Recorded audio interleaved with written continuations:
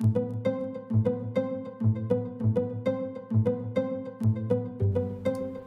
here we go. Final round. Oh, that's interesting. No Des Moines at all for ALKO. Wow. I know I They've said gone- Hindenburg would be a decent choice. I didn't expect to see 4 of them. I certainly didn't expect them to see them almost totally drop radar cruisers, unless Shinano has gone with a meme tar, and he might have done. I think he did in the first game. Then I think you'd have to. There's no way and you the could second, run no radar. I don't. yeah. So the obvious betting here is that Shinano will go into point B to provide radar support there. I mean, I can't see him doing anything else. One destroyer, Kula PL, Lead and Daharibo. Lead has swapped out his DM for a gearing as well. It's now Snopzet in the Des Moines. So, this could be about to get curious, but as you said, Hindenburg's a popular choice on this map. Not normally that popular, but there you go. So, let's see. ALKO are doing the usual bomb burst. They've got a couple of Hindenburgs and a Montana pushing up towards C. Panther, Conrad and Torres handling things there. Shinano is actually going solo for point B, so it looks like they're trying for a stalemate there. Just already. Here's the rush torpedo bomber as per usual. Yep, Not interesting lasting long though, because that's kind of not the point, because yes, Shinano, but they now know exactly where Minotaur is, and they can count as well as they can count as well as we can. They know exactly where ALKO's only radar set is at this point. Try for some long range fire, might even have worked, but it didn't. So Shinano there forging into B. I think he's going to just park behind the central atoll in B and just sit there, because he will very effectively deny the center ground for the entire map. Oh, hang on, no, that's not what he's doing. He's smoked. He's a smoke minnow. Smoke minnow, so there is no radar on ALKO. There's a lot of fire coming in on him, by the way. Yeah, and oh dear, I think physics is about to bite him very hard. If that third smoke puff doesn't go out, oh dear. Unspotted. At this point, hit further into the smoke. They're not trying to hit the edge of the smoke. At this point, his best option would just be to motor like crazy for the atoll and not try to back into the smoke, because if they don't know where he is, no, they stop firing. They don't have a good idea. Okay, so meanwhile, Des Moines setting up in the usual radar position. The Haribo there as well. I don't think he's got the range. No, he hasn't got the range, but I think that's the Haribo or Lid just trying to lay a smoke channel in for Snopzet. Snopzet right now could really use the cover, because took a 10k salvo there from, I assume, one of the Montana. It might have been Shemoz, honestly, but it could just as easily have been a heavy hit off the Hindenburgs. However, he's broken cover and ducked back. Meanwhile, the second gearing of Hydro is pushing into point C. Got some air cover there, so he's probably going to secure that one unless Matouz can push some fighters forward and get some spotting, or someone just gets lucky with a blind shot.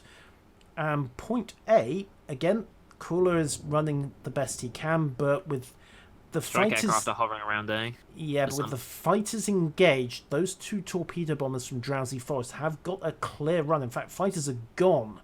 So right now, Kula is going to have to hope that the sheer amount of cruiser and battleship flak that's behind him is going to be enough to keep those torpedo bombers away. But there's not really anything... the carrier's going to need to make a move here, because it's only the Montana of Firestarter and Hindenburg of Centurio that's holding A. They're the only two things here, so they are outnumbered. So if the carrier can get a good drop on something, doesn't matter what, it will swing the tide, so less incentive to push, which is exactly what they need. They can't let this group of 4 get out of A. Indeed, and interestingly, the group of 4 is taking its time. They're not in a hurry to follow through on the momentum here, but more importantly, Shinano has been forced out of B, so that cap is now rolling. He's moving up behind the islands, trying to get a flanking shot, I suspect. However, Snopzet's still stuck behind his island and is just lobbing over the cover, trying to get some early shots into Schemmels, just looking for the fire, and so far not finding it. So yeah, unfortunately, someone got a bearing on Snopset. Now, are these shells going to do distance? They're going high, coming down. Ooh, back end, decent damage, but yeah, that could have been worse. 6 feet forwards, and that might have been a very different story. However, interesting spot Snopset's got here, by the way. I did not know that this sort of location was good for this sort of shooting. This is a new one to me. Yeah, I think he's an absolute edge case, though. I mean, any 3 or closer, 4 kilometers and it would not work. And of course, Brunette can take some torps. That was an airdrop, so got something through. Yes, and Nothing got skidding out. one, Volan pulls a little bit of torpedo beat there and manages to evade the follow-through on the drop. But what interests me is this southern group. They must have realised by now that the only opposition they're up against are Firestarter and Centurio Macro. So they're being remarkably cautious for all of that, taking their time coming through A. Again. Interestingly, the Hydro carrier has kind of lost the fighter duel on C. I think he was a bit distracted with what's going on down south, and one of his fighter groups got strafed, nearly dead immediately without any sort of reaction. So yeah, got a little bit of help from Moyne now, which is helping out a little bit. But and I think between the gearing, the Des Moines, and maybe even some long-range support from the Montana, they found the Mino. The Mino is not in the same spot. Moved up to the gap now, and lid's getting lit up. Here comes the strike as well, looking to maybe get something. Yeah, and Shinano is back into point B. He's got it locked, but it is contested. I think that's defensive fire. Look how the planes are dropping and running away. Yeah, and lid's in trouble. Shinano's got him, and he managed to squeak away this time. Last salvo of AP coming down. Clocks a few hits, and there's also high explosive coming in from Panther and Torres as well. Nobody likes a destroyer, remember that. However, still, this Group 1A has not moved forwards a lot, so no, they are kind of working out for them.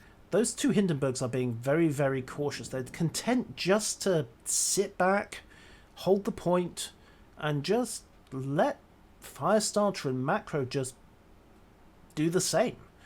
And De Haribo's trying to get a torp angle on the Minotaur. He's got an angle. I don't know if it's going to be a very effective one, though. Shinno, of course, is in smoke. Not really well, moving at the moment, but saved himself because there was blind torps heading for that smoke, and if he wasn't trying to go for the angle in the Minotaur, he would have probably taken. Yeah. However, again, B is stalemated, so that's a lockdown. So it's 1 point each. We are 7.5 minutes in, and Hydro are basically 50 points up. So that is 1 kill to turn this match round. He did not go with the group around A. He's hovering around in the middle. Yeah, Panther, Schemmels rather, I think is content just to provide long-range support on this one. Both teams have gotten very cautious in this map. They've got some very good focus fire here on Brenker, though. Brenker's starting to get pretty heavily. He's burning. A lot of HE coming in. Yeah. There goes all the torpedoes ever. Bit of a and Snopset has also switched over to armor piercing. He was just looking for a sneaky little citadel there. Didn't get it, and with Brenker turning into angle, then he's not going to get it. Although regular pens will do quite enough. I suspect he's going to switch back to high explosive fairly quickly, though. Especially now Brenker is completely angled up. Brenker's looking for the defilade from Firestarter over there. I think he's got it. Safe from Montana now, yeah. Hindenburg's trying. Oh, Hindenburg still has just about enough angle. Shots are going along on him at the moment. Volin instead, not Brenner.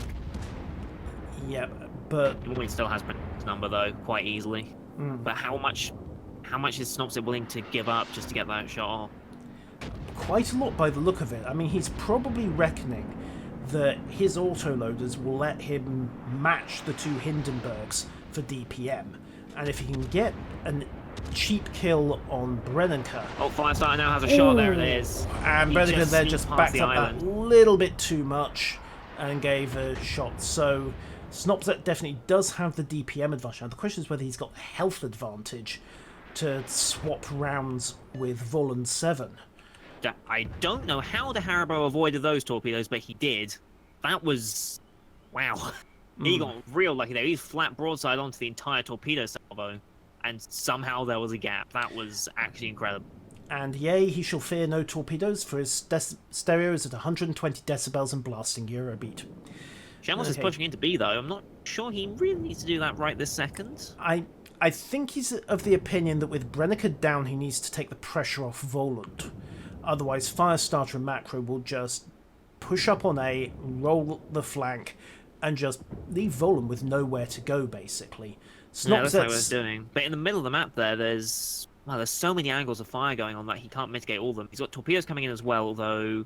Oh, looks like he's going to get hit by at least one, maybe even two of them with the way that spread is. Maybe that looks like a tour. Yeah, that's a tour. One on the nose, one into the belt just. So that's a flood. His other real problem, however, is that unless he can get a bit closer to B, he has opened up way too much angle on Rail Thunder over in Gulf 7. And at the moment, Rail doesn't seem to be too interested in him, but... No, he's focusing on the Hindenburg up north. The moment he realises that there is a flat broadside Montana there... No lid! Oh, nice dodge, lid. He almost got taken out by that drop. Yeah, so... Point A, I think Voland is starting to regret his lack of aggression, because he's now basically... Oh, Shamos is in trouble here, I think. He's now basically pinned. Shemos has turned broadside, trying to get behind B, and Centurion Macro and Firestarter have both switched fire onto him. He's not going to angle enough against that broadside, takes 5,000, but he's now relatively proof against Firestarter. Problem is, he's either going to get forced behind this island or he's going to get sunk, at which point Voland has got no support fire. I don't think he can escape. He's got the height. He's got Arcala and the Des Moines focusing him. He's got the Hindenburg focusing him. He's got the Montana focusing him. He's just in a crossfire, and there's no way to escape from that. Yeah, and Shemos is going down, and boom. So 682 to 574. ALKO are down 100,000 health, and...